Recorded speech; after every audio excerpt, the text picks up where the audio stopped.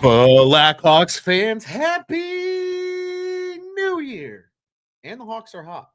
I am Ron Luce, joined by the one and only Mr. Tony Marchese. Welcome to the Four Feathers Podcast in 2026. This is Season 7, Episode 13, my lucky number. The post-Christmas Blackhawks. That's where it cut off on our title for tonight because our producer, me, screwed up. But the post-Christmas Blackhawks are hot is the name of tonight's episode. If you already follow us, we appreciate the shit out of you. But head over to YouTube, on Tab Sportsnet, like, subscribe, hit that bell button. You know when all of our shows go live. Head over to wherever you listen to your favorite podcast as well. If you're listening to us audio only, please rate, review. If you love us, give us some 5 stars, man. We'd really appreciate it. And if you don't, let us know what we're doing wrong and what we can get better at. Tony, sir, first off, hello. I haven't seen your face in a hot minute. You were in another state last week, doing some golfing, which I'm uber jealous of. But how are you, my friend? Blackhawks are playing good hockey. The Blackhawks are playing really good hockey, Ron. I'm doing well. I'm back from the sunny state of Florida. It wasn't exactly as warm as I wanted it to be. If we're being honest, it was 50, 60 degrees for most of the week. We got a couple of 70-degree days in there, but it's good to escape the Chicagoland weather in early January, and that's what I was taking a little bit of advantage of that. But Ron, while I was gone, the Hawks started playing well, and I'm happy about that. I didn't get to watch as much Blackhawks hockey as I wanted to down in Florida, but I did catch some of this, so you're going to have to fill me in on some things that I might have missed as we talk through this one. But Ron, it's great to be back on the microphone, and Happy New Year to you and to all of the listeners here as well. Ron, let's get into it because you, sir, have a busy night here at On Tap Sports, and I believe you're going to be running a Cubs show after this. If you're looking for some Cubs news, I believe Ron here after this one is going to be doing some Cubs on tap. Yes, sir. Yes, sir. It was a hot minute without Ron Luce on Cubs on tap. But Tony, I tell you all the time, my season is the off season. And that even includes in the baseball world. So looking forward to the doubleheader tonight with podcast over at On Tap Sports. Tone, you said it. Let's get into it. Blackhawks are 4-0 over their last week. They're 5-1-1 since the Christmas break. Undefeated in 2026. Yes, they are. The Hawks are hot. The Hawks are genuinely hot. In fact, they're hot, as I like to say. This team is playing fun hockey right now. 2 wins over the Dallas Stars since Christmas, one of which coming on New Year's Day. That was their first win in the calendar year. Then wins against Washington, Vegas, St. Louis. No Connor Bedard, no Frank Nazar, and it doesn't matter. This team is humming at the right time. The young guys that are still here are contributing at a high level. Brian Green might be a little snake bitten. Nick Lardis is finding his shot. Oliver Moore has thrived as a center since his insertion into that role just before the new year. And this team's playing fun hockey right now. Tyler Bertuzzi's on a fucking bender. Things are fun in the world of Chicago Blackhawks. Tone, I mean, I know you haven't been able to catch all of it, but how far, like, I don't know if you remember, Tony. I don't know if you remember, but people were telling me that this team should tank. And I said, but they're 5 points out. Just give it a second. And sure as shit, they've turned it around. And Connor Bedard might be coming back too. So things are looking up right now. People were saying this, and Ron, we went through a little bit of the last place blues again. It felt not great when Connor Bedard got injured, and then Frank Nazar on top of that. We're doing that without him too. There's a lot of parity in the league. You and I were discussing this earlier. They're not really towards the top of the standings, but they're not really firmly in the bottom. So they're in the same really realm as, like, I think almost like 8 other teams right there bunched up. So anything can happen.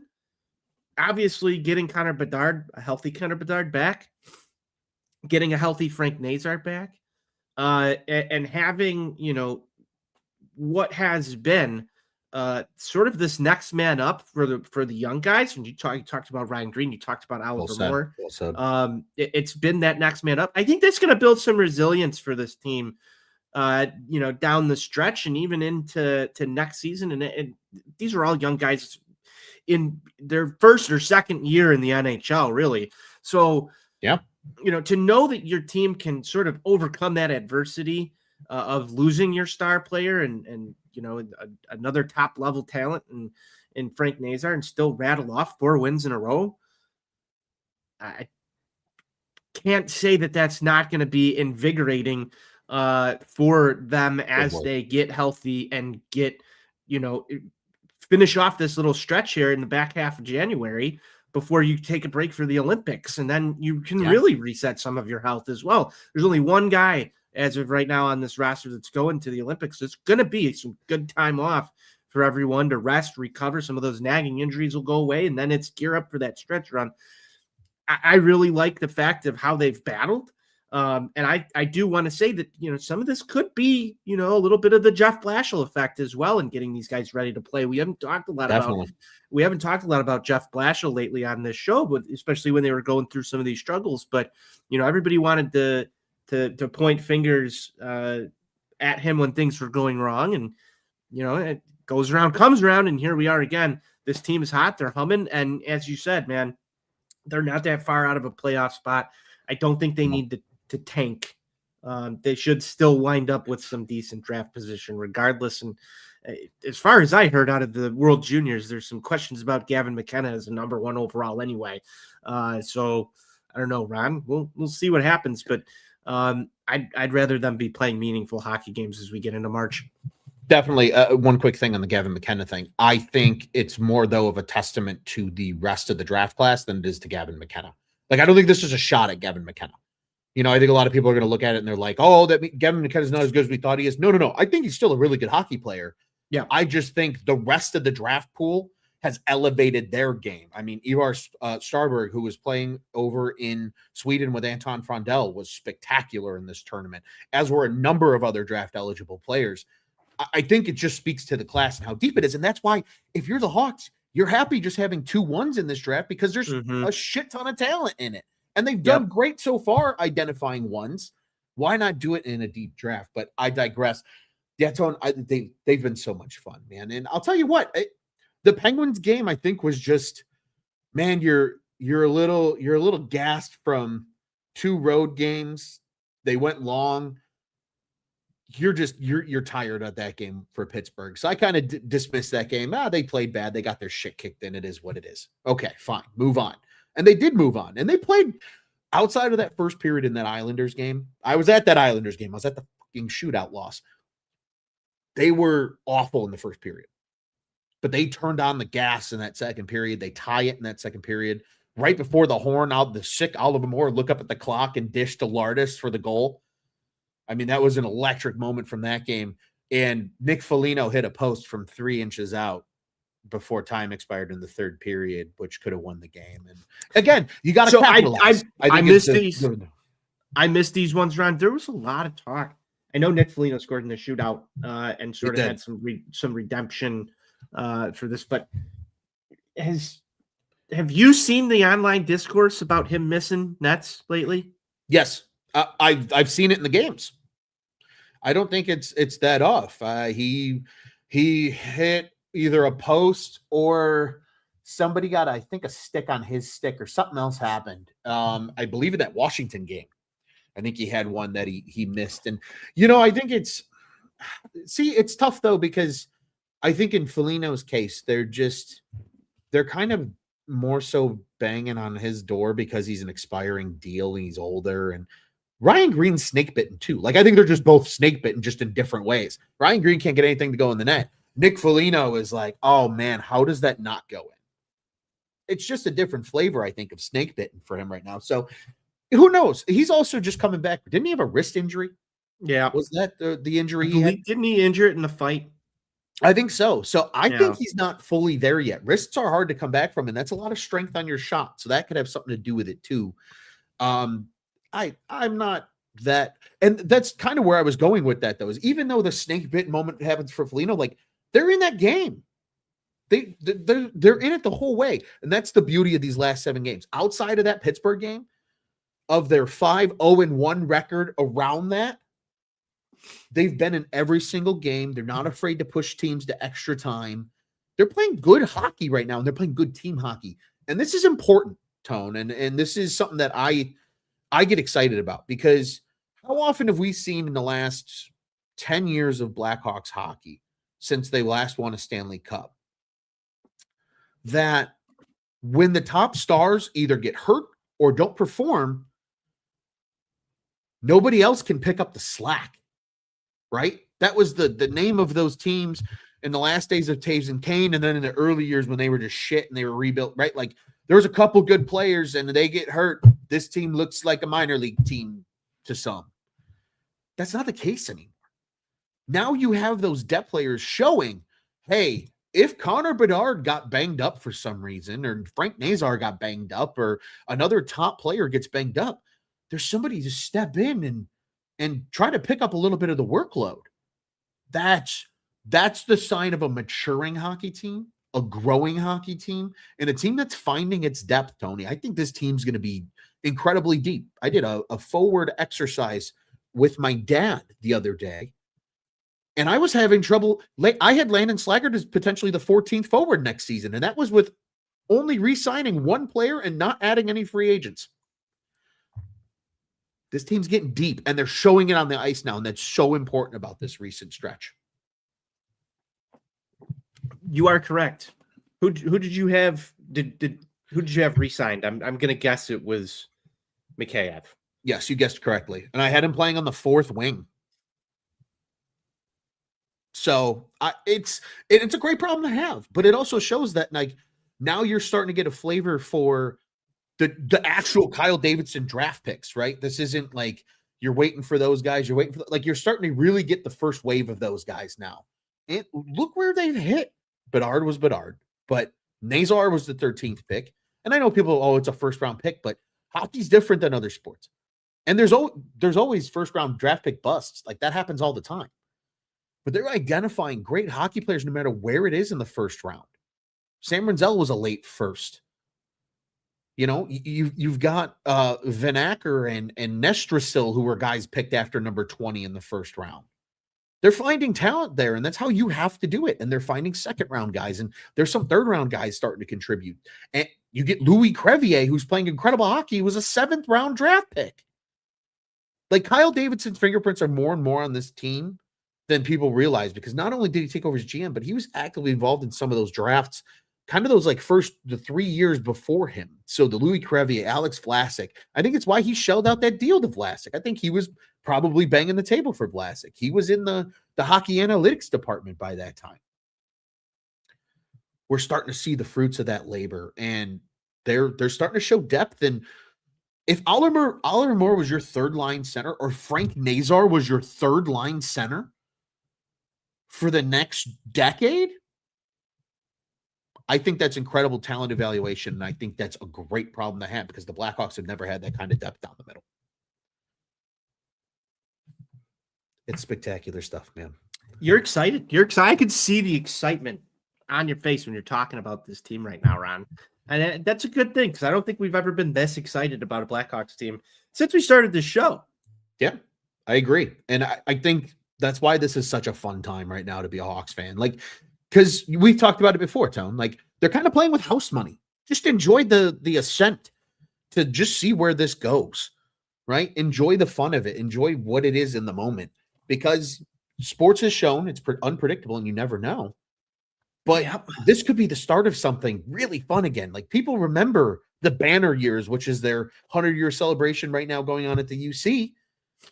They want to bring that juice back again. And I think we're getting closer to it by the passing game, not even by the passing season. Yeah, it certainly feels that way. I think there's still going to be some bumps in the road, Ron, as we come down the stretch run here. You know, it's not all sunshine and rainbows, but for what it's worth, this is a year that there really wasn't playoff expectations on. As far as, Yeah. the outlook coming into this season, I don't think anybody said the Blackhawks are a surefire playoff team and it's a failure if you don't make the playoffs. We're getting closer to that time, though, where it does get stressful because there are going to be expectations. So, as you sort of alluded to, I agree with this wholeheartedly.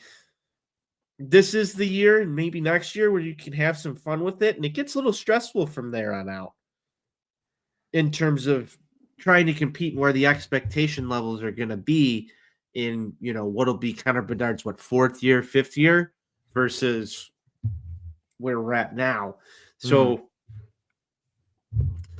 man, it's going to be interesting to see. I was checking in on some of the Rockford IceHog guys, Ron, and Sam Rinzel had 7 assists in 10 games down there. When do you think we see Rinzel back up with the boys? I think after the trade deadline. And I think that's because there's a good chance that the Hawks' bottom pairing could both be out the door. Grzelcyk and Murphy, both expiring contracts. Grzelcyk's been a sneaky good pickup too for Kyle Davidson. He has for $1 million.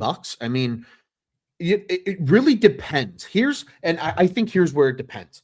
I think Grzelcyk, somebody's going to want to pay them a lot for Grzelcyk. Like, hey, yeah, we know you're like actually competing for the playoffs this year, Blackhawks, but like, come on, Grzelcyk's not a part of your future. We kind of need him. We're like struggling with depth or whatever. We'll give you a 3rd round pick for him. Probably not going to get a 3rd, but maybe you get a 4th, right? Or maybe you get, because we've seen Kyle Davidson use 4ths and 5ths to just move around in the same rounds, right? We've seen him move up in like the 2nd round before, and maybe he throws in one of those 4s. So you can never have enough food in the cupboard. That's how I feel about draft picks, especially this point in the rebuild. Eventually, you got to start sacrificing them for assets. But right now, they're able to do it. They're able to get through it. And I really think that's when we'll see him. I think there's a world where they don't trade Connor Murphy. I could see a world where Murphy goes up to them and goes, guys, even if you don't want to bring me back after this season, I just want to ride the wave with these kids. And I'll go sign with a contender next year on a 2-year deal and take a shot at a cup. I could see a world where that happens because I think he's probably even invested. He had a goal and an assist tonight or last night. He was. He is our graphic player for today on the thumbnail for good reason. He's playing inspired hockey, and he might not want to give that up this season. He might want to just ride this thing through and then say, hey, like, and maybe they're like, hey, look, Connor, we can get a 3rd round pick for you, and that might help us. Then maybe there's some bargaining to that. But if they go out there and they're like, hey, we're not just going to give him away for a 4th round pick. Like, if you're going to pay, we'll trade him, but otherwise we'll hang on to him and let him ride it out. So we'll see. Lebowski asks here, he says, is Rinzel defending well in the AHL? I admittedly have not watched enough Rockford IceHogs hockey recently to affirm to that. I probably would have to get to a game to truly get a good feel for that. So we'll have to wait and see there. I'm not entirely sure. And then Lebowski also says Murphy has been really good defensively. He has. And, he's been less noticeable than some of the years past. And I feel like for him, that's usually good because he's not, he just got burned, right? We haven't seen a lot of that with Connor Murphy right now. That's what I love that defensive metric, man. When you don't see a defender out there on the ice a lot, it means they're not making a lot of mistakes. Yeah. And if you do see them for a lot, it normally means there's not something good going on or that they scored a goal. I mean, there's no in between. So I'd agree with that on Murphy wholeheartedly. I thought it was good to see him get on the board yesterday. It was, he doesn't score very often, Ronald, but when he does, you can tell he's a very happy human. Yeah, he's always fired up when he's able to put one in the back of the net. We love a Connor Murphy goal. Tony, I don't know. I'm trying to think this through here, but Connor Murphy's 6'4", right? Did he play at like 220 in years past? I don't know. I wish there was a way to go back and look at height and weights. Because we're listed at. Where is he listed at right now? He's listed at 212. He looks like almost more fit, dare I say? he looks almost lighter on his feet. And I think that's why, because Murphy played a very heavy game. He's not playing as heavy this year. He's still getting involved, but he's picking his spots a lot more. And I wonder if that's him just being like, hey, if I continue at the pace I'm going, I'm gonna be out of the league by 33. He's like, I'm trying to push this to 34, 35, 36. Did he like lighten could up to cut be a some little weight. faster, maybe a little just more fleet of foot? I don't know. It's just every It's a good time question. they show his face, I'm like, he looks different. And I can't put my nose on the exact difference, but he looks different physically. And I think I noticed that too. He looks a little thinner in the face, you know? Yes. Yes. That's exactly where I've noticed it. I just thought he was getting older. I think he's hitting his prime. He's just a late prime, 32. Hey, look at what there. Duncan Keith was able to do. That's true. Duncan Keith was crazy. But I mean, if we're being honest, I'm going to take a quick side tour from our rundown here, Tone. I'll bring it back, I promise. But Okay. like Connor Murphy, to me, I feel like isn't appreciated enough in what he has actually done with the Blackhawks, just because they've been bad in that time. But when you think about what Nick Hjalmarsson only played for, what, 2 or 3 more years with the Coyotes before he retired, a lot of injuries got him late in his career. The Hawks have had Connor Murphy, who, yeah, he's had his injury struggles too, but he's been here for what feels like forever. He is the longest I think there's a chance he's the most tenured Blackhawk by, I think he's a higher number than double any other player on the roster. So like if somebody has 3, I think it's like, yeah, I think Lebowski's right here. 9 years, maybe. So because wasn't that trade was it in 2016 or 2017? I think it was 2016. I think it was 2016. So it was the same offseason they traded Panarin. Yeah. So maybe it was 17. Regardless, if we're still even pushing 8 years, like who's the next closest? Maybe Dickinson at like 3 years. Well, I mean, Bedard's been here 3. Okay, so 4 then for Dickinson. Right? He got here the year before Bedard, did he not? Without looking, without looking, there's no one that's on this roster that is anywhere near. So even if you double their number, some of those guys don't even get to Connor Murphy. So like, I think how long's Louis Crevier been around for? That's a great question. I think it's about 4 for Crevier too. Maybe no. Maybe he was up and down for a little bit. Yeah, probably 4, maybe 5. Honestly, we're doing on the fly research here. He's only 24 though, so he can't have been that. Yeah, but I think he like got some looks even as like a 20-year-old. No, this is only his 3rd year. Is it? 23-24 was the first time he was in the show. It feels like he was around a lot longer, but. To Lebowski's point, it's Crevier's 2nd full year in the league. He bounced up and down that first year. Yeah. We're all on the same page here. Also, yes, happy Thursday, everybody from Daniel Berry Sports. Regardless, Tony, Connor Murphy's just he's been here. He's seen everything. He knows where all the skeletons are hidden in the Blackhawks closet. Yeah, he does. He's been a steady presence on this roster for a long time and in the organization. Tony, speaking of guys that we appreciate, you actually mentioned him. Connor Bedard, feels like a return is imminent with him. Yes. Del Mastro was sent down to Rockford. It opens up a roster spot. There was no corresponding move. So I feel like he's returning. It kind of does. Eyeball emojis. Yeah, eyeball emojis indeed. It makes you think, do we see him Friday? Do we see him Saturday? I think we see him in one of those 3-game stretch. Yeah, I think we see him in the next 3 games. I agree. And it's going to be a breath of fresh air. Not that the team really needs it right now because they're playing so well, but to just have that scoring threat back in your lineup, kick it into another gear maybe, Ron. Maybe you see a blowout victory over the weekend. That'd be sweet. Kick the shit out of Nashville. That'd be fun. That'd be fun. And they need to win that game. I'm sorry. I was at the other National League. I believe you were as well. I was. That was embarrassing. That was embarrassing. That was a That was bad hockey game. embarrassing. It was bad, and the Hawks need to look for revenge down on Broadway this weekend.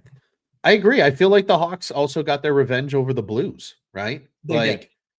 Not that we didn't, stomp the shit out of them earlier this year. No, but the last time you played them, they held on to a 1-goal win, and that's the day you lost Bedard. So at least that one was like, we'll come back, and without Bedard, we're going to kick your ass in our own building, which, Tony, I forgot to mention earlier, an important point you mentioned getting through January. Uh-huh. Like, this team's at home a lot in January before the Olympic break. And that favors a young hockey team that can get the second change when you're trying to play matchups when you're shorthanded. And it comes at a time when the Blackhawks need it. That's for sure. Anything additional from you, sir, on Bedard? Just the only thing I noted also, Jeff Blashill's been kind of teasing that, like, Bedard's back soon. With his language, day to day after the St. Louis game, he was ruled out for the St. Louis game. We'll probably, if we don't see him Friday, I think we see him Saturday for sure. And they might want to rest him one more day in the back-to-back and not have him go in both of those games, and so it would make more sense. Exactly what I was thinking. For to give him that extra one rest day, but Connor Bedard is probably jumping at the bit to just get back on the ice. He skated in practice a couple of times. I believe it was all no contact jerseys. I don't know if they practiced today, Ron. I wasn't looking, but I know he's been on, sort of that pseudo fifth line, scratch line that they've had. So it hasn't really looked like he's back yet. But some of that could just be some strategery by Blashill and the coaching staff for anybody who's scouting them out for these upcoming games. So I think you see him this weekend for sure. My guess is he probably wants to play in all of them, and that there's Definitely. A very good chance that that's going to happen. I would say if he doesn't start tomorrow, you will see him on Saturday and at the very latest Monday. I don't think they want to continue holding him out if they don't have to. So that's all I really have. I'm excited to see Connor Bedard back on the ice. It's a much more fun hockey team to watch. For sure. In spite of the winning that they're doing right now, Connor Bedard on the ice is just game changer. So I'm ready for that, Ron. Absolutely. And it would be cool to see him return in the black sweaters, because they're wearing those against Washington on Friday. So it's like Batman returning to Gotham. I wish we had that game on Friday. I do too. I've thought about that a lot recently, but that's okay. Neither here nor there. Tony, let's keep this thing moving. There was a big piece of Blackhawks news today, albeit maybe underwhelming to the general public, but I think an important move for the context of this team moving forward, and that is the deal involving Laurent Brossoit heading to the San Jose Sharks. They get some goalie insurance with him. Because he cleared waivers, he can go straight to the AHL. I'm sure that's where they'll put him, and if they need a change of backup or just somebody gets hurt, they feel good about their depth then, because they're in a playoff race, Tone. They're defying a lot of expectations as well, just like the Hawks are, with their young core as well. So the deal fully is Chicago sending Laurent Brossoit, former first-round pick defenseman Nolan Allen, as well as a 2028 seventh rounder. And San Jose sends defensive prospect Jake Furlong, Ryan Ellis's contract, because he is pretty much medically retired at this point. He hasn't played in 3 years now. Yeah, he had. I forget exactly what he had, but it was something career-ending, unfortunately, which is a bummer because Ryan Ellis was a stud in his heyday. But they get his contract for the last year of it, which will be next year and the rest of this year, obviously. But they get a 2020. He's going to be a Blackhawks legend, just like Shea Weber. Sure is. A pair of old Nashville defensemen are Blackhawks legends now. And Tony, there's a small part of me for the sake of the troll that would be willing to spend money on a pair of jerseys with Shea Weber and Ryan Ellis in Blackhawks. This is an interesting proposition that you make. It could be fun, and it could really piss off Nashville fans, which would be spectacular. Truly. Do we we wear him down to Nashville and go to a game with I Ryan Ellis and I Shea wanna Weber Blackhawks jerseys? I wanna get out of Nashville in one piece, Tony. We'll do it in the UC. At least you got reinforcements that way. Because that's a bit of an aggressive play. But again, Tony, the importance of this trade is I noted in our rundown. It's to help them get to the floor next year. I think next year's the last year they need help getting to the floor. It's just because they're going to have a ton of ELCs next year with new contracts needed for some of those young guys on ELCs the following year. And that's why I don't think they're going to do a lot in free agency. Maybe they'll re-sign Ilya Mikheyev. But largely, it's going to be, hey, we're saving that money because next year they can extend Artem Levshinov. So just like we had the Nazar extension, you could get one of those with Levshinov. You could get one of those with Wyatt Kaiser. You could get one of those with Oliver Moore. You could get one of those with quite a few of their young players. So it's the last year of those guys on those 900K, 850K type contracts. They're probably going to be getting maybe 3 or 4 million a year. Their cap's going to start looking a lot like more teams in the league with just a ton of young players on those deals. So this is the signal of, hey, this is the last year. The 6 pretty much confirms we get to the floor. They'll probably still do a couple little things. I don't expect Kyle Davidson to completely sit on his hands. But then at least Probably a trade here or there. I think a trade absolutely could happen for Kyle Davidson and the Blackhawks. I also think, Tony, again, I think they could re-sign an Ilya Mikheyev for maybe like $4 million. And then again, if that's all you end up doing because other things don't work out the way you want them to, then you can sit back and go, okay, well, at least we're at the floor. There's no penalty here. And then next year we know our cap's going to expend by another $25 million because all these young guys are going to get paid. So you like this move? GM Ron approves. Stamp of approval from GM Ron here on this one. This trade, Tony, really because I want to hear what you have to say because I've got some thoughts as well. I think this trade. Really, at the end of the day, this trade is you're taking a little extra cap money for next year because San Jose is hitting that decision like the Blackhawks are going to with young players needing to get paid starting this coming year. I think Will Smith is up for a new deal. So they want to get that contract off their books. They have a lot of expiring deals that are going to help free up a lot of money too. But I think they're going to be aggressive and maybe try to add a couple guys in free agency. And they're kind of getting some of these bad contracts finally off their books now. So really, it's the Hawks saying, they have quite a few. They do. It's pretty much the Hawks saying, hey, we'll take Ryan Ellis's deal off your hands. You get out of $6 million plus next year. You save $3 million-ish this year if you're the Sharks. So if they want to trade for somebody at the deadline, that helps with your cap at the trade deadline. Furlong for Allen's pretty much a wash. And Lebowski had a comment earlier. I believe this is in reference to Nolan Allen. He says, I don't like the Hawks helping the Sharks, gifting them their future second-pair defenseman for the next decade. I don't know if Nolan Allen hits that potential. And if he does, I'm okay with him walking away because I don't think he's playing over any of the defensemen in Chicago right now. And I think at the end of the day, you're saying, yeah, we'll take a flyer on Furlong who feels like the same player, and you improve a draft pick from a 7th rounder to a 4th rounder in that draft. It's fine. It's fine. This deal to me is just too weird because I feel like the best player involved in it is Nolan Allen. And maybe that's... Which feels wild, doesn't it? It feels wild. I mean, Brossoit, we all know, that there's somewhat of a question mark here as to what he's going to do at the NHL level, but he's a veteran. He's been around the league, so you kind of have a baseline. He's been a really good backup for a long time, which that's all San Jose would need him to be. Yes, but I mean, at the same time, like, I feel like we've done this song and dance now for a long time. Yeah. Do we like Arvid Soderblom? Do we not like Arvid Soderblom? Some days we like him. Some days we hate him. Could Laurent Brossoit have been a better option than Arvid Soderblom long term? I don't know.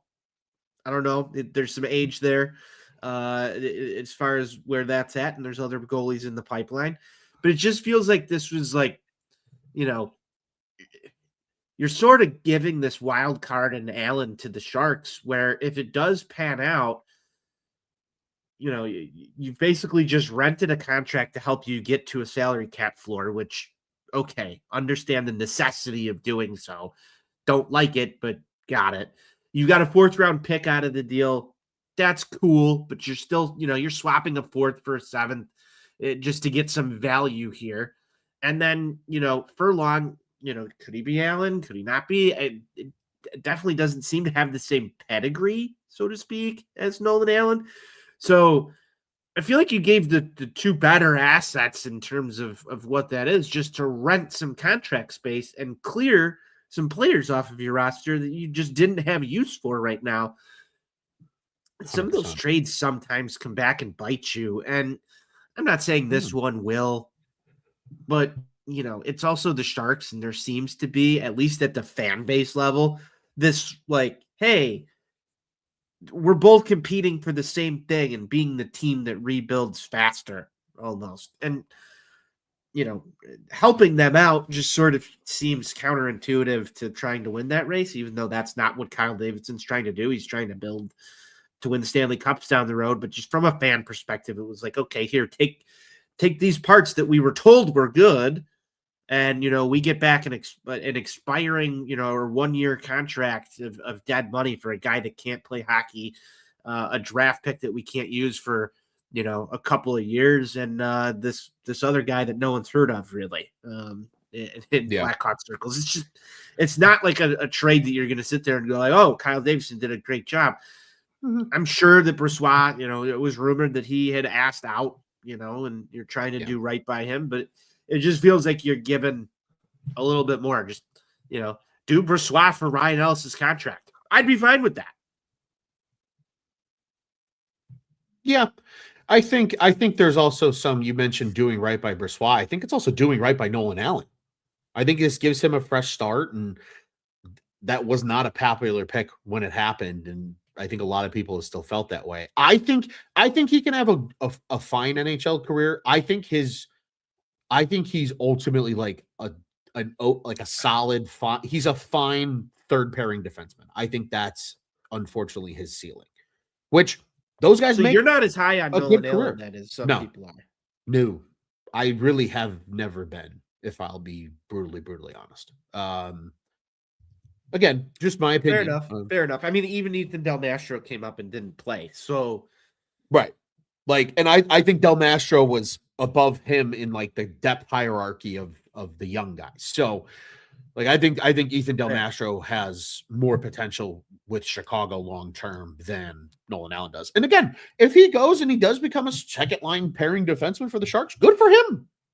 Sometimes those guys need that opportunity. And again, there is still a people aspect to this. And like, if a guy's blocked, why are you just going to keep blocking him?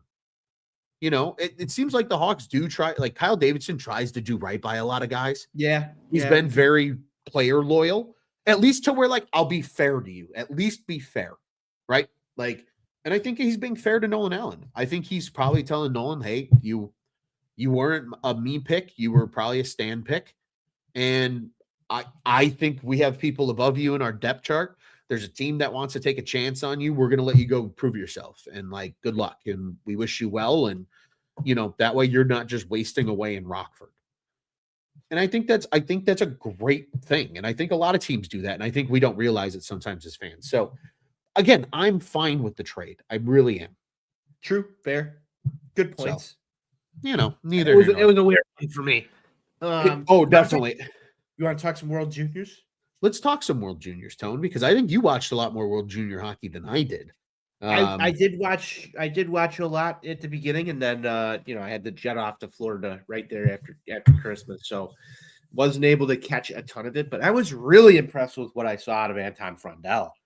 Yeah. I'll tell you that. I watched quite a bit of Anton Frondell, and then in the U.S. games, I know we'll talk about Neshersil in just a minute, because Frondell and Neshersil played in the finals. I wanted to talk a little bit about AJ Spelcy. Our guy Blackhawk Cowboy has been all over that guy for a while, and I've been high on Spelcy as a prospect too. I didn't really expect him to get an IIHF World Juniors nod. If I'm being completely honest, Ren, it just didn't feel like he was one of the guys that people have, talked about a lot in Blackhawk circles lately, and for probably no other reason than the pipeline just has so many names in it, and other ones are moving a little bit faster through the system. But I really liked the way that he played. It had more of a spark plug, sort of a bruiser type of a game there. It was hard in the corners. It was digging out pucks.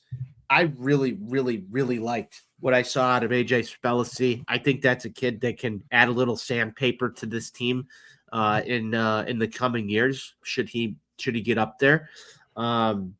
But all the development is still going to have to take place and translate through Rockford and up into the NHL. So it's still some hurdles to cross. But I liked what I saw out of Spellacy. And then again, Anton Frondel, man, it was very reassuring, I think, as a Hawks fan. Good because word. we talked about this a little bit ago. You had mentioned, that his team over in Sweden had sort of like pulled him down the lineup a little bit, and was that cause for concern? You see him go out there. What he had 5 goals in 7 games. It was a point per game player, and arguably one of the better players of this entire tournament. That's what you want to see out of your number 3 overall pick. Very excited for this kid to get stateside. Very excited for him to make the trip over, and I hope that happens at the end of this season. Ron, Natrasil, there was a good moment in between the two of them who played in the finals game. Apparently, he told Frondel to fuck off after Frondel beat him. But that's what you want to see between teammates. They're starting to develop this kind of rapport. I love it. I think that attitude is great. It kind of reminded me of the Patrick Kane, Jonathan Toews, Canada, US type stuff that you would see in international hockey. It was a fun tournament. I love the World Juniors. I know a lot of people were shitting on the tournament this year because it was in Minnesota and there was somewhat of an absence of fans, especially towards the final games when people were already back to school. I believe Canada had gone back to school already.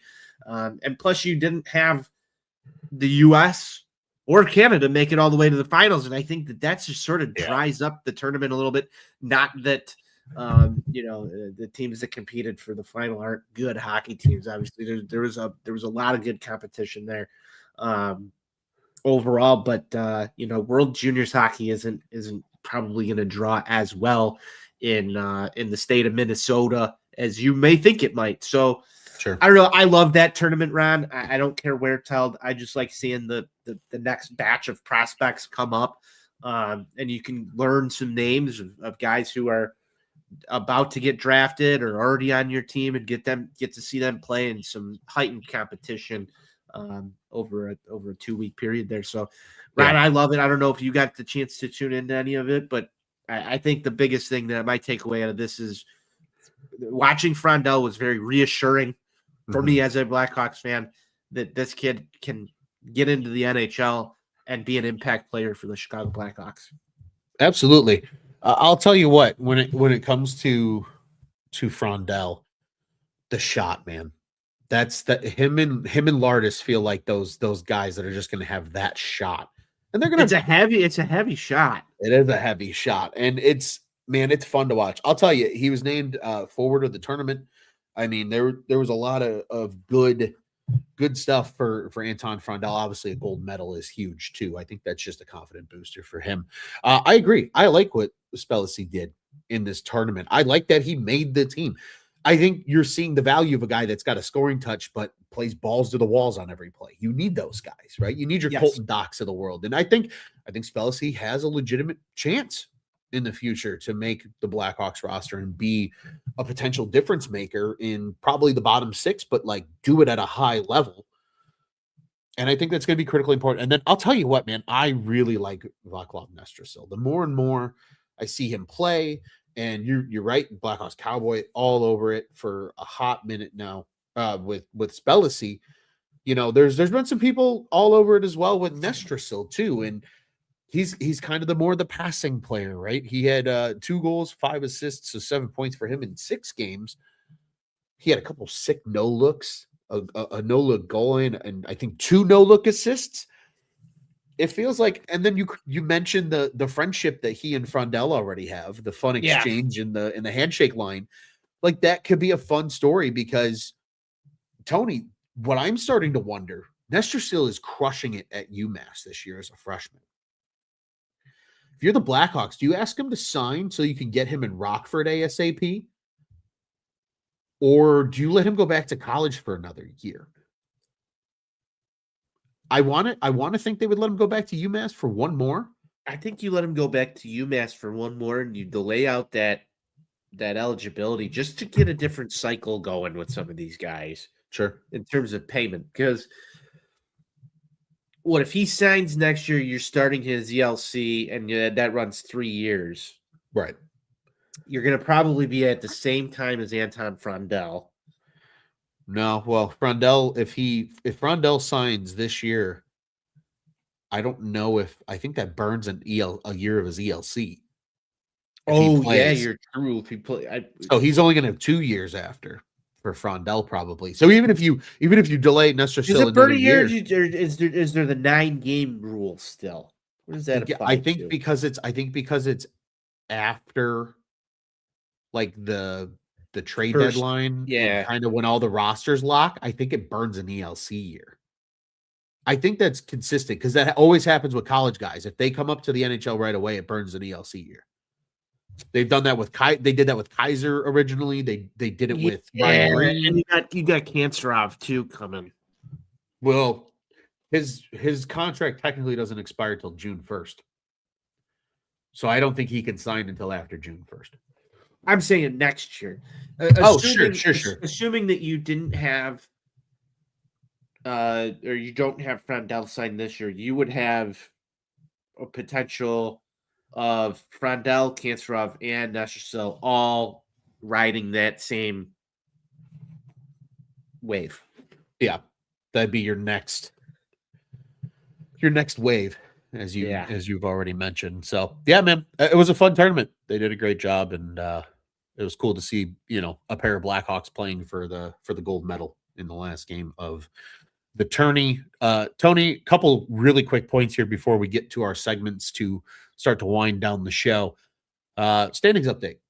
There is no what they are out of the basement because I don't give a shit. They are 3 points out of a playoff spot. Boy, that's how it stands as of today, or at least when we built this rundown. Today. So, how many are they out of the basement? I don't know. I didn't do the math. Didn't even look. I just looked at the last wild card spot and I X'd it out and I put the number in and I deleted it out. I don't care. So you are definitely firmly into this team is competing. They're competing. Even if they miss the playoffs, this team actively going for it is going to help guys develop better than just tanking and letting the season rot away. Give them something to play for. It's going to make them play better hockey. And that's going to build momentum going into next year. And I firmly believe that. You got enough young guys on this roster where that's going to be fucking valuable to them if they get that at a young age. I really feel that way. So don't care. They're 3 points out of the playoffs. Anti-tank Ron is in anti-tank. I am anti-tank. I am fine with them picking between pick 14 and pick 22 probably on both of their picks, unless Florida goes on a run and it's even later. I don't care. It's fine. But all their good news, a former Blackhawk hit a huge career milestone this evening, right before we went live. Patrick Kane scores number 500 in his career. He scored 499 earlier in the game. Empty netter for number 500. Pretty much stamping him as a Hockey Hall of Famer as soon as he retires. One of the best, and obviously still beloved in the world of Blackhawks hockey. It's cool to see Patrick Kane get number 500 tonight. Yeah, it sucks it's in a Detroit uniform. I'm gonna be the one to say it. Fuck that. I agree with you. But no, I don't think there was ever even a question of whether or not this guy was a Hall of Famer. Would have loved to have seen him sort of just, take a spin with the USA team too at the Olympics. That would have been nice. They picked a lot of other guys that their career pedigree sort of put them there. I digress on that topic. We'll talk more Olympic hockey as it gets closer. But Ron, it's getting close to time to shut this thing down. We got, I think, some ruffling feathers and some stick taps to do. I believe you are correct, sir. Let's run them down and get into them. It's time to ruffle some feathers. Tony, I am going to turn it over to you first. Do you have any feathers to ruffle? Feathers to ruffle, maybe a little bit of my own. I don't know what is going on here, Ron, but I took a little bit of a vacation, as we can call it. We talked a little bit about that at the top of the show. I don't know what it was. Normally I've got my routines. It's Blackhawks game. I've got my recliner I sit in and watch. Normally throw on a Blackhawks jersey. Go on vacation. This team has won every single game that I've been out of a routine. And last night, instead of following my normal routine, I shook it up a little bit, Ryan. I came down here to the basement, tossed the game on, just completely not where I normally watch the games. Might not be able. My old routine might be shot, Ron. So I don't know what's going on. I got to ruffle my own feathers a little bit here. We got to do something to keep this win streak alive. I love it. I know we've talked about this a lot, how we're doing that. You sort of like started watching more hockey when I went on vacation, and I was like, not checked out. I mean, I was watching X, and I'd throw it up on my phone. It was weird. I tweeted about this one time. CHSN app would work on my phone. Mm-hmm. I could watch the game. I log in on my iPad. Same Wi-Fi in the hotel room that I'm connected to here, and it would tell me that this game is not available in your area. The hell is that all about? I would pull up my laptop, go to CHSN, not available in your area. How is it working on my phone? I don't know, but it was a little hard to watch the Hawks with just a phone because you're on vacation and like everybody's texting and stuff, the kids and my mom is there and everybody's texting. And so I didn't get to, really enjoy the games as much. I had to just sort of like, monitor the situation. Last night was probably the first game I watched since the Saturday game on like, what was that? The 27th, but they did good in me not watching. And then, so I tried to change it up yesterday. I came down here and watched the game, and it started out a little shaky, but it wound up to be a really, really great game. So we're going to try and keep that momentum going around. I'm ruffling my own feathers. We're going to ditch the old routine for a little while. We're going to start a new routine, and that routine is going to help propel this team to the playoffs. You heard it here first. Ronald? Love that. Ruffle some feathers. Dare you say new year, new you, new routines. It's perfect. It's perfect. Ties right into us celebrating the new year. Tony, I am going to ruffle some feathers. In fact, this might ruffle your feathers a little bit too. I beg people to please stop thinking this Blackhawks team is going to spend big in free agency this year. They're not. The free agency market is, unfortunately, because of the quickly rising cap, drying up a little bit.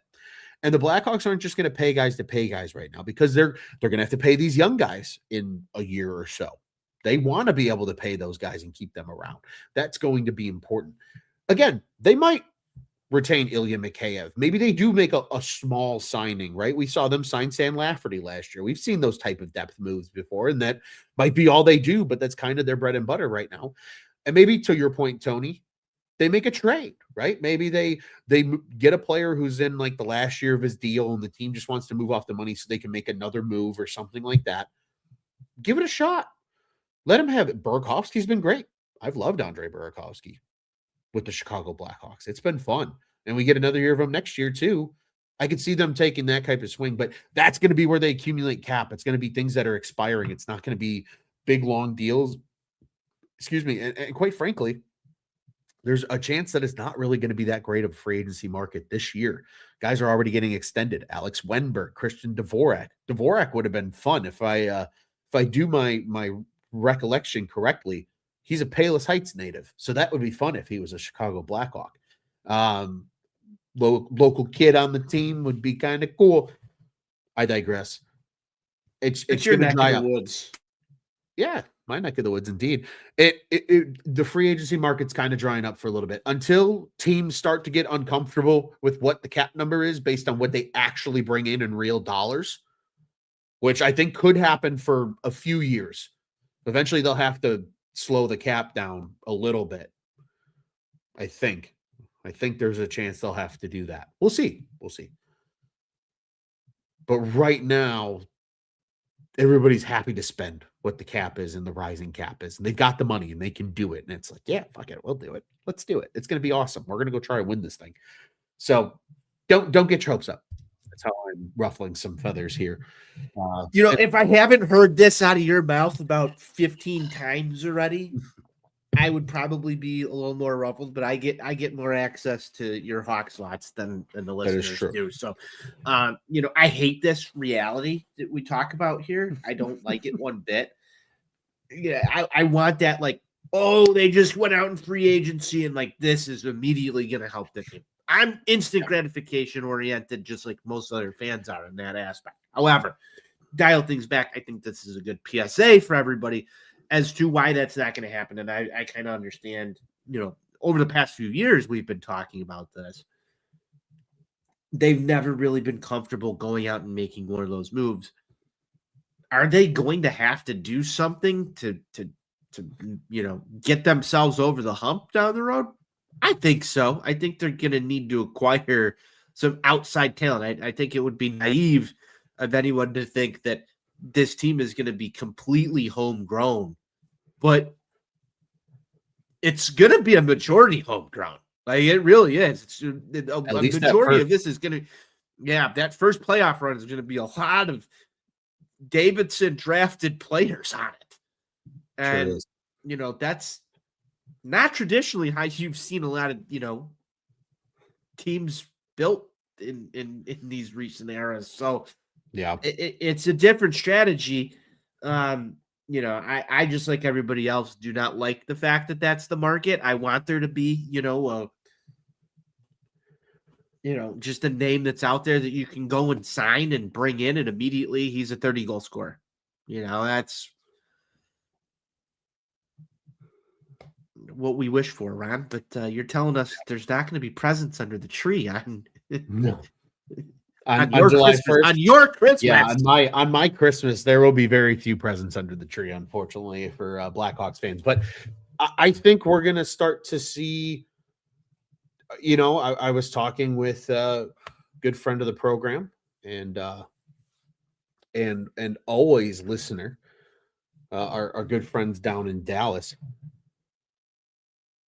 There's probably going to be one or two guys that do an Alex Vlasic and Frank Nazar contract, or as Matt puts them, the Ronald Acuna contracts is how he phrases it. I think they're going to happen. I think we'll see those after July 1st. I really do. I think we'll get at least one. Probably, I'm willing to put money on two. And if I had a bet, it's probably Ryan Green. Artie? No, I think it's going to be Wyatt Kaiser.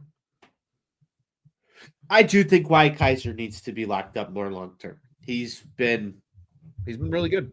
And he'll really be in the last year of his deal, so he can sign an extension after July 1st. So I really do think, because I think if they can get Kaiser at the number, I think Artie's going to be expensive. I really do. Or at least if he does sign a lower contract, it's going to be like 2 years, because I think his ascent is this. Artie? I think it's going to, there's some stuff, and I hate to be the bearer of bad Artie Levshunov, news, but like some of these game score cards that keep coming back are fucking horrible. Yeah. And he doesn't 100% of the time looked elite. Like, it was interesting to me last night. It was a tale of two Artie Levshinovs. You have what everybody's saying about him online, and then you have the game scorecard. And last night it was really present. If you weren't paying attention, you would never understand what I'm talking about. I've never seen him get as much praise for his play last night by the talking heads, and then also see the game scorecard come back and him be the worst player on the ice. I think because he doesn't play the game like a lot of guys do, and I don't. No, think he plays his own game. But I was talking to an old friend of the show last night as well, and he said this guy is the most fucking erratic person I've ever seen out there trying to play defense. Yeah. So erratic is a good word. Erratic is a great word for it. It is erratic, but I think his offensive upside is going to continue to grow because of what he can do offensively. Which surprises me as to why this guy plays defense. Like, why did he'd be a sick winger? It would be an awesome winger. I'm not. Don't get any ideas. Is it the next Dustin Bufflin here, Tom? Good Lord, that's what I. That time it worked, but it doesn't work very often. No, it doesn't. Could you imagine if Artem Levshinov does move to a wing at some point, and they just decide that I'm just throw it out there. This is just tinfoil, hypothetical. This won't happen. But if he moves to the wing and has a better season on the wing than Demidov does, oh my God, I would laugh so hard. Oh, the world of hockey would explode. Montreal would have just lose their minds. They would lose their minds. Now, I think, I mean, look at what Bufflin did when he got to Winnipeg, though. He went back to defense, Atlanta originally, and then Winnipeg. Right. But he went back to defense and still was super productive and improved his defense game. I think we forget that Artem Levshinov is also 20 years old. He's good again. He looks 35, 40. I know, he looks like a grown-ass man. But he's going to continue to get better, dude. And I think I see what the Blackhawks saw and why they took him, but he's going to play Artie hockey. And that's why I think Wyatt Kaiser's so important to keep, because he knows how to play with Artie. And he lets Artie Levshinov be Artie Levshinov and be a different. Yeah, but there's going to be a point where it gets frustrating here. Oh, sure. And it's going to be because it's erratic. And a lot of it is, he's like that guy that plays on your Chell squad who they tell you to play defense, because you're the last one jumping on for the night, and you're not really playing defense. You're there to score. That's already Levshinov. You're like, why are you over here? Get the fuck back in the zone and play some defense.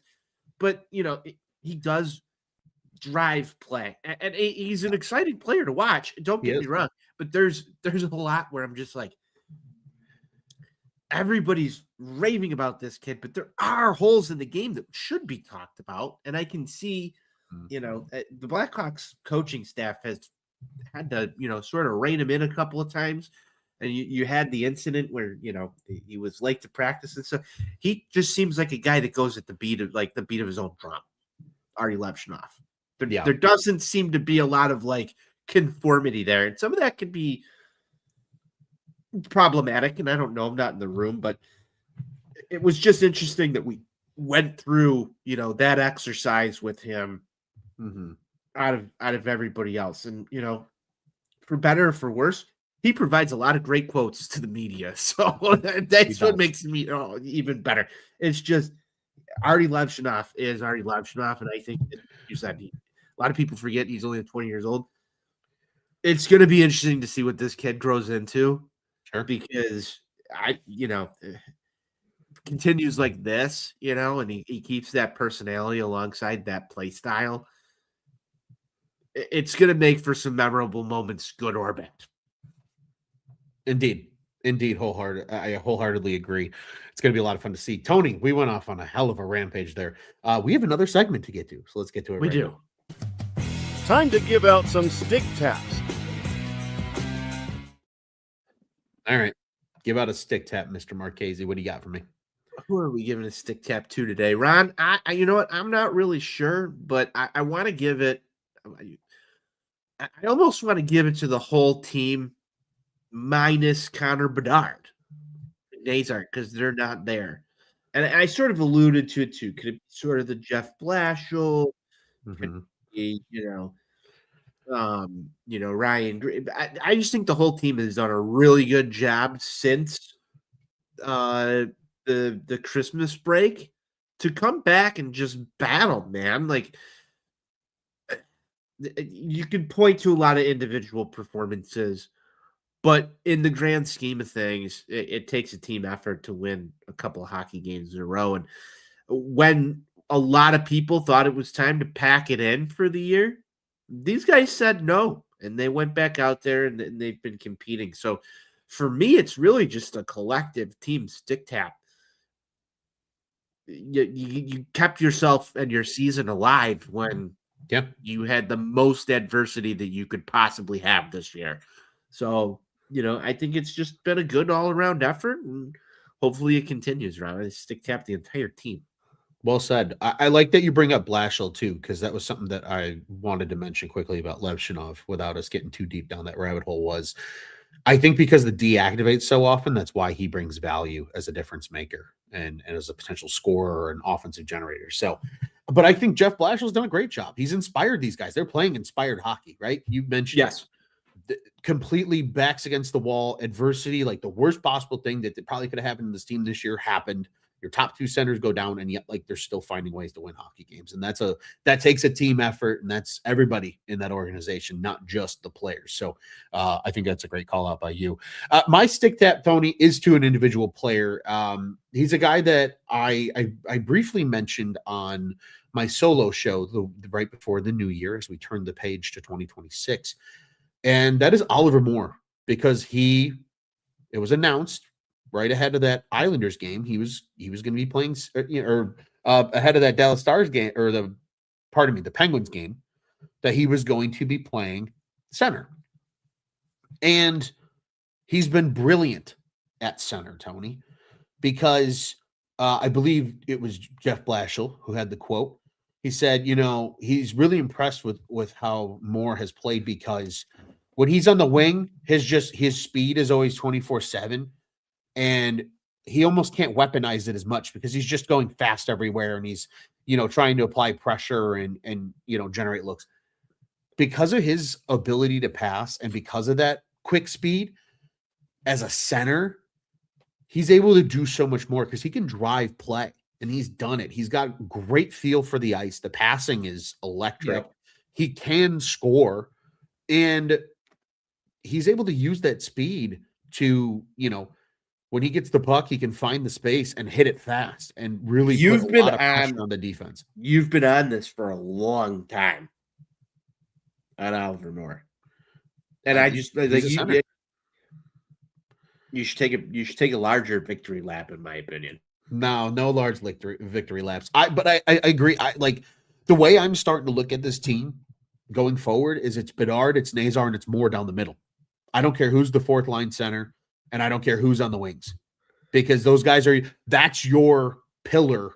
One of your pillars of this team, your core of this team is that group, and they'll continue to build the blue line to be where it needs to be. And I think they're going to get some great wingers. I think Frondell is going to be a great winger. I think Kanserov is going to be a really good winger. I think Spalacy could be a really good winger in the bottom six. Like there's so much that you have to fill out with the rest of the roster. Yes, there's so many options. A lot of options. Oliver Moore taking this step, I think, was largely unexpected by a lot of people too. For him to take this step as a center and really start to show what he can do, and it's like, oh my God, why were we playing him in the wing? You have to leave him at center at this point. So it's going to create some really interesting decisions, and I think he's delivered. He got the TNT interview, man. You're in the big spotlight, kid.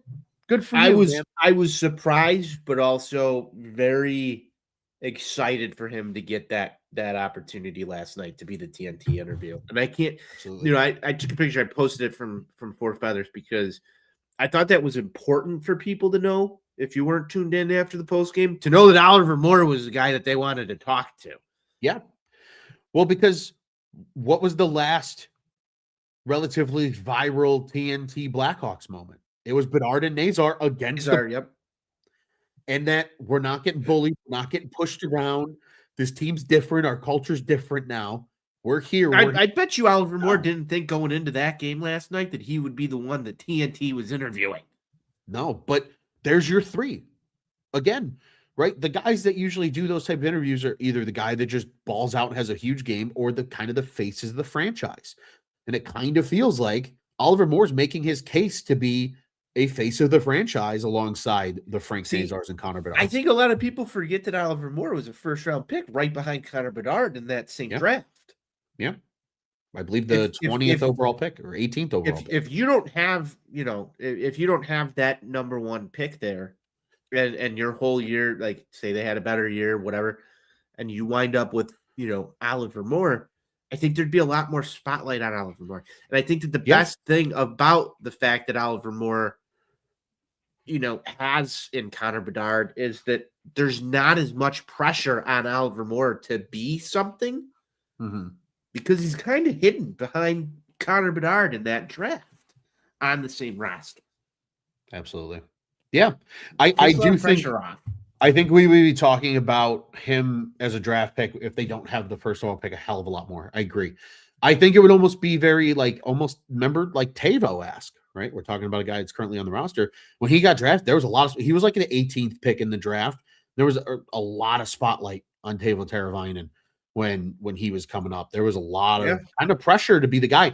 And he was also at the time a center and then eventually moved to wing, where Oliver Moore ended up kind of doing the flip-flop. He was a center in college, but started on the wing in the NHL and then moved to center. I think he would have gotten a sooner look at center. You could go back through draft classes where they were picking in the 15 to 30 range and sort of just like look at some of these other names. And like the spotlight was just on him with Oliver Moore. He floated right under the radar just because Connor Bedard was here. Yeah. I think that's benefited his game a lot.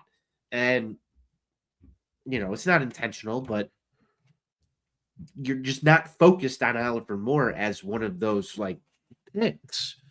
Or as a top pick, so to speak. You kind of more expecting a second round talent, and you got another first round talent right there in the middle of that draft. So I don't know. I personally like Oliver Moore. I also personally like Oliver Moore. I will note this too. People should remember the Every Shift episode after the 2023 draft. They showed Davidson's reaction that Moore was there when they were picking again. He goes, I can't believe he got here. They really believed in Oliver Moore. They were fired up to get Oliver Moore as that second first-round pick, and you're starting to see why, because this is what he has the ability to do. He's a game-changing player on the ice. Yeah, I was there when they walked him and Bedard up on the stage in Nashville, and that was a pretty electric moment.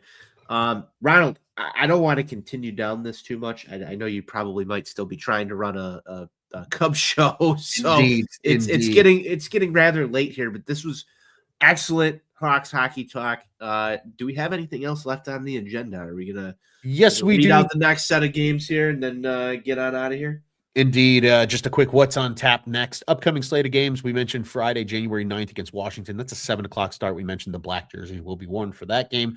That's at, again, the United Center. Saturday, they go to Nashville on this second half of a back-to-back. That's also a 7:00 start Central Time from the just terrible dome that is where the Nashville Predators play.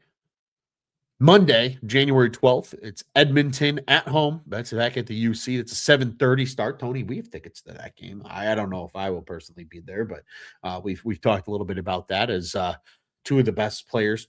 I shouldn't even say two of the best players. The two best players in hockey, in Leon Draisaitl and Connor McDavid, come to town. And then after that, Tony, the Blackhawks are home all the way until their game on January 22nd. They'll be in Carolina for that game. But other than that, it's 3 more home games after that Edmonton game. There's a lot of home hockey here in January. I believe it's the Flames. I believe it's the Predators. And then I believe it might Oh, and then it's the Jets because that's when Jonathan Taves returns to the UC for the first time in another uniform. So big games coming up, and a lot of UC hockey for the Blackhawks in the month of January. Tony, we have one addition to the games they'll want backtracker. I put that New York Islanders shootout loss on there because I genuinely believe they should have won that hockey game, even though they had a really bad start in the first period. So we're up to 6 games now on the season that they'll want back. Tony, as always, what do you say we get out of here? Let's go Hawks. Let's go Hawks.